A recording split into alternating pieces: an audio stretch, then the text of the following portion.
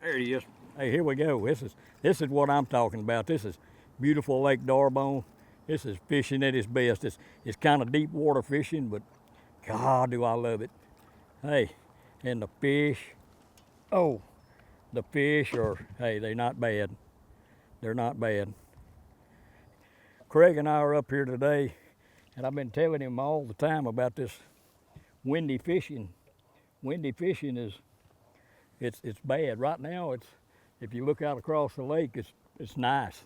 It's not bad at all in here, but earlier this morning we had 2-foot swells down on the other end of the lake. We came up here on Corny's arm, and boy, I tell you what, we have been ripping their heads.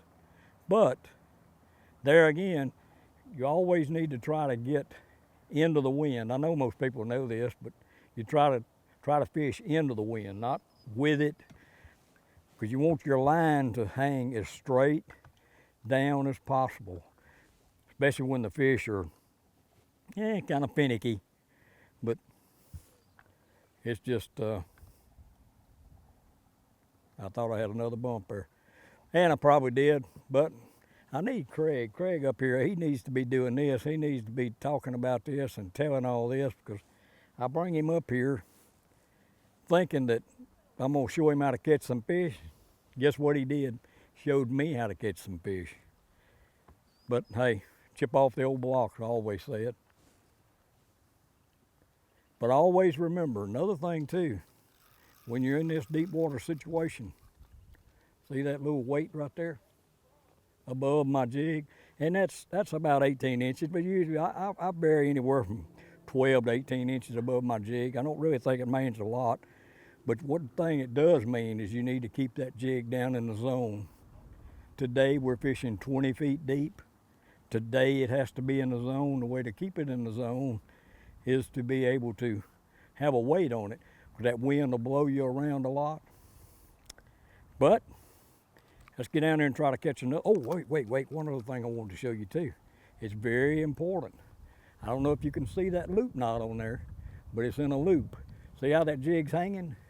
That's not right. But when it gets in the water, it'll level out. And that's what you want. I don't know if you can get a shot of that jig in the water, but that would be that jig bouncing around. See how he's doing? And I'm not even moving. I'm not moving that jig. It's just the action of the boat, the wind situation. So really, sometimes you want to try to hold that jig as still as possible to be able to catch fish. You know, one other thing I forgot to say a while ago too on this fishing along these edges like this. Once you learn that you're fishing the depth you're fishing, try to hold your boat steady.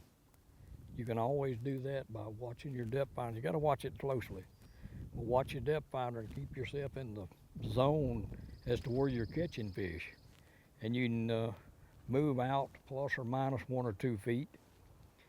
And as you do that, usually when you're pendling back into your zone, that's when he'll pop it. So just always remember, whatever depth you're fishing, try to hold that depth. Like we're fishing 20 feet today, I'm trying to hold us anywhere from 18 to 22 feet of water. And when I get into 18 feet of water, I'll try to zigzag back across. You'll see that little rise in there, that's out into 20, 22 foot of water.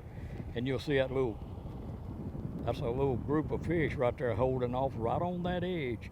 And usually when you're pendling back into that 20, 22 foot of water out of that 18, that's usually when they pop that thing. You feel the thump. And that's what white perch fishermen live for, the thump.